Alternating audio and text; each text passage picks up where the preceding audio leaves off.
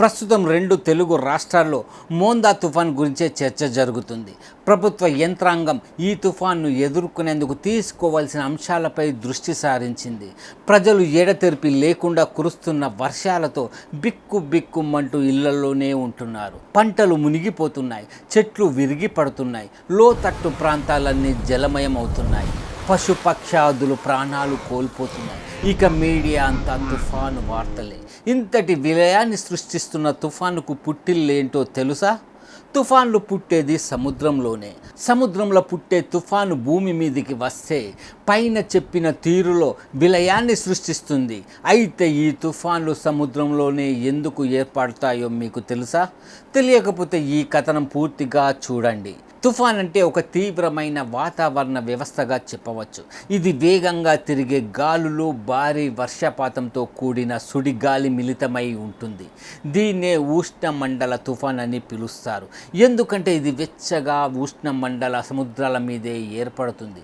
మనకు తెలిసిన తుఫాన్లు అంటే ఉష్ణమండల తుఫాన్లు సముద్రాలపైనే ఏర్పడతాయి. ఎందుకంటే తుఫాన్లు పురుడు పోసుకోవడానికి, ఆ తర్వాత అది బలంగా మారడానికి అవసరమైన శక్తిని సముద్రం మాత్రమే అందిస్తుంది. తుఫాన్లకు వేడి, తేమనే ప్రధాన ఇంధనంగా చెప్పవచ్చు.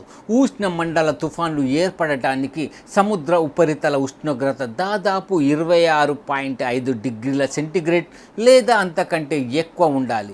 ఈ వెచ్చటి నీరు సముద్రపు ఉపరితలం నుండి కనీసం 50 మీటర్ల లోతు వరకు ఉండాలి. ఇలా వేడిగా ఉన్న సముద్రం నీరు ఆవిరి లేచి వాతావరణంలోకి అధిక మొత్తంలో చేరుతుంది. ఇలా తుఫాన్లు ఏర్పడటానికి సముద్రపు వేడి నీరు ఇంధనంగా మారుతుంది. ఆంధ్రప్రదేశ్ ప్రజలకు తుఫాన్లు కొత్తేమీ కాదు. ప్రతి ఏడాది ఏదో ఒక కొత్త పేరుతో తుఫాన్లు వస్తూనే ఉంటాయి. ఈ రాష్ట్రానికి ప్రతి ఏడాది తుఫాన్లు ఎక్కువ రావడానికి ప్రధాన కారణం భౌగోళిక స్థానం, అలాగే ఆ రాష్ట్రంలోని వాతావరణ పరిస్థితులు.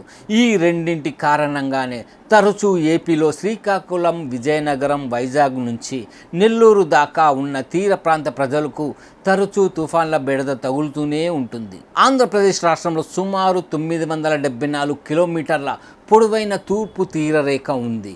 ఇది బంగాళాఖాతం వల్ల ఏర్పడింది. ఈ బంగాళాఖాతం ఉష్ణ మండలంలో ఉంటుంది కాబట్టి అక్కడ ఉండే సముద్రపు నీరు కూడా ఎక్కువ వేడిని కలిగి ఉంటుంది. వేడి నీరు తుఫాన్ల ఉత్పత్తికి ముఖ్యమైన ఇంధనంగా మారుతుంది. అందుకే బంగాళాఖాతంలో తరచూ తుఫాన్లు వచ్చి ఏపీని ఇబ్బంది పెడుతూ ఉంటాయి. ప్రపంచంలోనే బంగాళాఖాతంలో తుఫాన్లు ఎక్కువగా వస్తూ ఉంటాయి.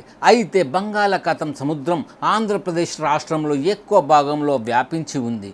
ఈ బంగాళాఖాతంలో ఏర్పడిన అల్పపీడనాలు తుఫాన్లు సాధారణంగా వాయువ్య దిశగా లేదా వాయువ్య పడమర దిశగా కదులుతూ ఉంటాయి. అంటే ఇవి మొదటిగా తాకే రాష్ట్రం ఆంధ్రప్రదేశ్, ఆ తర్వాత ఒడిశా, పశ్చిమ బెంగాల్కు తాకుతాయి. ఒక తుఫాన్ తాకే మొదటి రాష్ట్రం ఏపీనే కాబట్టి ఇక్కడ ప్రతి ఏడాది తుఫాన్లు వస్తుంటాయి. మరో ఇంట్రెస్ట్ టాపిక్తో మరోసారి కలుద్దాం. బాయ్.